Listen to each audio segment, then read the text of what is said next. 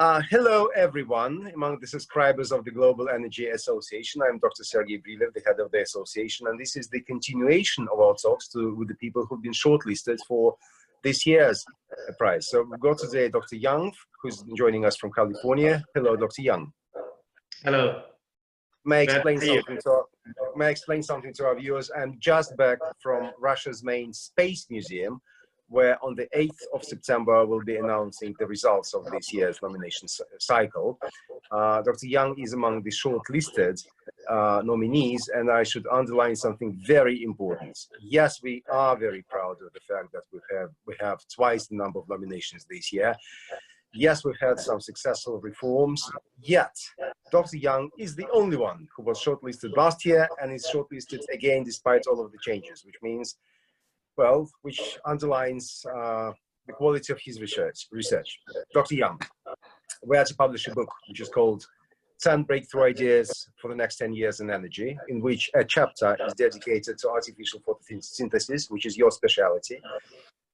But when you think about your research, as I said, I couldn't believe my eyes when I read about you. Energy, bacteria, solar power, how do they come together? Just explain it for wide circles. Yeah. Not only the scientists are listening to us now. Yeah, thank you, Sergey.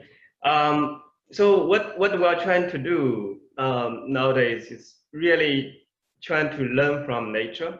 Okay. So essentially, what we are doing is called as artificial photosynthesis. So in these artificial photosynthetic system, if we want to convert solar energy and store them into chemical energy, that requires certainly light absorber, okay? Something that absorbs solar energy, that also requires some catalyst to do the chemistry for us. Yep. So that's where all the sort of our original design of artificial photosynthetic system that based on our semiconductor nanowires in combination with some of the best biological catalysts. In some of our cases, it's these bacteria are doing the chemistry for us. So in our photosynthetic system, artificial photosynthetic system, our semiconductor nanowires, they are great solar energy light absorber. It's just like solar panel. Okay, we have many decades of experience in the solar panel design. In the past, I would say the whole scientific community has been working on that for 50, 60 years. So semiconductor is robust and they can capture the solar energy. Then once they capture the solar energy, and they will pass on those energy to these biological catalysts to do the chemistry for us, so that these biological catalysts can fix CO2 and convert them into useful chemicals, like acetate, like butanol, like polymers, or even pharmaceutical drug intermediates. And that's what we are doing nowadays. And that's why sometimes I very much call this process as we are generating this so-called liquid sunlight. Mm-hmm. Liquid sunlight means that you take the solar energy and using these photosynthetic system and store them into solar energy basically in one step, using our artificial photosynthetic system, directly convert the solar energy and store them into the chemical bond. I couldn't quite believe my eyes. I can't believe my ears now, but you're certainly telling the truth. Give me 5 seconds because I'm going to show you a secret weapon of today. Oh. Of course, as is the custom, it happens to be nearby. So let's imagine I sneeze. Aha! And there's plenty of bacteria here. Where do you get yours from? Oh, okay. So that's the basically well, we're using very different sort of bug. Okay. So in the COVID-19, these are virus. In our photosynthetic system, when I'm talking about these biological catalysts or these bacteria, these are very well sort of benign bacteria that utilize their life, basically utilize CO2 and convert them into, for example, in one of our cases, convert them into. But do you produce those organisms in a laboratory, or you actually get it somewhere in the nature? We get these bacteria from nature, okay? And many of these bacteria actually exist in soil, in the soil, okay? And they basically, typically, I want to emphasize actually, the bacteria we're using to start with, they do not have photosynthetic capability, meaning that they don't have light absorbing capability, okay? But they do have the CO2 chemistry sort of machinery. So their sort of CO2 conversion chemistry is wonderful. But however, they don't know how to get those energy from. That's where our semiconductor nanowire coming from. Okay, our semiconductor nanowire basically gives them the living space. Okay, these high surface area semiconductor nanostructure give these bacteria living space, while the semiconductor nanowires absorb the solar energy and pass on energy to these environmentally benign bugs. Then we're combining the best of the two worlds. Okay, the semiconductor side do the light absorbing, then the biological catalyst do the chemistry for us. In combination, we have a fully integrated system that generating our sort of liquid sunlight in the end. Will there be a day when you gather some dust in your front garden, you put an artificial leaf in your courtyard, and you start getting electricity? Well, in the future, I think what's going to happen is, based on our original sort of concept of this combination of the semiconductor nanostructure with these best biological catalysts, I think in the future, you could imagine that these, something like a little bit like a solar panel putting on the roof, okay? That this combination of photosynthetic system can do the same thing as the solar panel, except the solar panel except the solar panel is doing the solar energy to electricity, while these photosynthetic systems are doing one thing, that's convert solar energy into liquid sunlight or liquid field. So that's, I think in the future, that's totally where one can imagine that's going to happen. The reason why I asked this question, and thank you so much indeed for mentioning solar panels, is the following. I had a family, well, it wasn't a family dispute, it was a family get-together a couple of weeks ago, when my wife and I were deciding whether it's worth putting exactly solar panels over the roof of our house.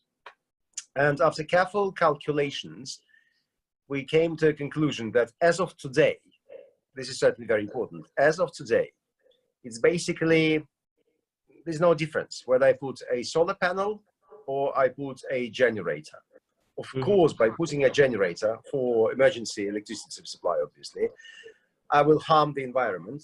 This is undoubtful, although batteries from solar panels harm environment too. But the question was twofold. Firstly, the climate, because of course in Moscow we are roughly where Canada is. So, you know, unfortunately, oil-based generators are more reliable than solar panels. But also the cost. The cost. As of today, it's roughly equal, even with advanced technology of solar panels. Looking at your technology, how expensive is a watt produced with your technology as compared to a watt of electricity produced based on the traditional electricity generation? Yeah, I think this is a very good question. Whenever there's a new technology coming out, there's always issue about the cost and efficiency. Okay, but first of all, I think we need to realize that traditionally, when we're burning the fossil fuel, we're releasing CO2, we're doing harm to the environment. That's why we're doing all these renewable energy technology. But developing new technology and solving the CO2 problem, solving this sort of environmental climate change issue. Okay. Solar panel nowadays actually is very efficient. Okay, in the silicon panel, you can easily get 20% above 20% energy conversion efficiency, and then the cost is going down. So solar panel is basically starting to getting into the market fairly rapidly after more than 50, 60 years of research and production. But solar panel is the process that doing the solar to electricity, meaning that you needed to integrate with the grid. Okay? Yeah. That's certainly is one issue. That's why many people are working on energy storage, like battery. Absolutely, yes. This is the constant thing in all of our conversations with everyone. So what we are doing now is basically we're trying to come up with the technologies to solve this problem in one step. We're basically solving the solar energy conversion and the storage in one step, meaning that's why I emphasize we'll store the solar energy into the chemical bond, and the chemical bond, the energy density is high. Just like well in the generator, basically you are burning these basically chemicals to release those energy. That's why traditionally we're using, right? So our process is doing exactly the same thing, okay? And of course, when we're burning our sort of gasoline, those gasoline is with something we're taking out of from the ground, right? Basically, we basically dig out of the fossil fuel and come up with the gasoline, and then we drive our car. And that is a form of a solar energy stored in the chemical bond, but only happens in millions of years, right? And for our process, we're doing this in the lab. Now, hopefully in one day, can be scaled up. Once you scale this thing up, then you can think about the chemical industry, energy industry, and the pharmaceutical industry, okay? Because the current chemical, energy, and the pharmaceutical industry all based on the fossil fuel chemistry, right? Because all those carbon is coming from underground. Now, if our chemistry can be scaled up, all those carbon now is coming from the environment, from the CO2 in our atmosphere. But the rest is the same. The rest of chemistry is the same. But the energy now is also from sunlight.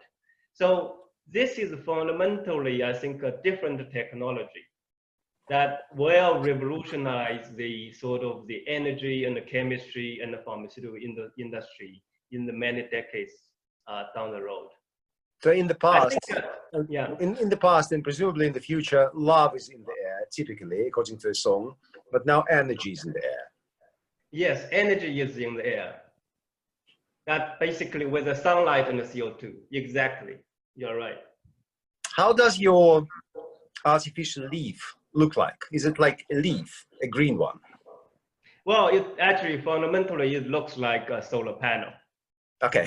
Yeah, exactly. I mean, we have these sort of arrays, high density arrays of these silicon nanowires, where it's like a forest, a tiny forest, right? It's a high density. Then within those three-dimensional space, you have these biological catalysts living inside. Okay. Then this kind of wafer, you can basically irradiate it with the sunlight, then give it CO2, it will produce these chemicals for you. Okay, but let me tell you a story. We had among the co-founders of the prize and one of the first winners then, academician Alferov as he's typically pronounced in the West, who once, 10, 12 years ago, invited me to visit his university in St. Petersburg, which is a very interesting university where people study and there's a lot of research, which is not very typical for Russian universities. So we were going through all those labs, and at one stage I decided to start asking a very simple question to everyone I met. I was asking them about their profession, their occupation. And I started receiving very interesting, unthinkable answers. Because people were saying to me, okay, I'm a graduate of a medical university, but I'm a nanotechnologist. And the other one was saying, I'm a a chemistry faculty graduate, but I am, what was that he was in? Nothing to do with chemistry, nothing to do with physics, something parallel. And they couldn't really describe their occupation. They were saying to me, my occupation is post number 2 in this lab, but I don't really know who I am. Am I a physicist, a biologist, a medical doctor? I don't know, but I'm looking forward to getting these results, combining different sciences. Who are you? What are you? Okay, so this is a very important question that's relevant to many of us who are working on energy science. In order to solve these energy sort of problem like CO2 conversion, combating these climate change, you need actually the knowledge base coming from many different disciplines. So in order to solve these very big challenging issues we are facing, the science become more and more interdisciplinary. So I consider myself, I like my bachelor degree is in chemistry, then my PhD degree at Harvard is chemistry plus applied physics. Then more and more I'm getting into material science nowadays. Okay, so in order to indeed, you need to blend in all of these sort of knowledge base that built by many decades of research in this entire scientific community. Then you will come up with these very much cross-disciplinary solution to solve these issues. Our photosynthetic system is exactly a good example. We're combining two disciplines that traditionally does not mix with each other. The semiconductor side and the biological catalyst side, okay? Precisely. Combine them together, we come up with a really interdisciplinary solution to this big challenging environmental and energy problem we are facing. Good. And I'm wishing good luck to all of our participants. Dr. Yang among them, thank you so much indeed. Yeah, thank you, Sergey.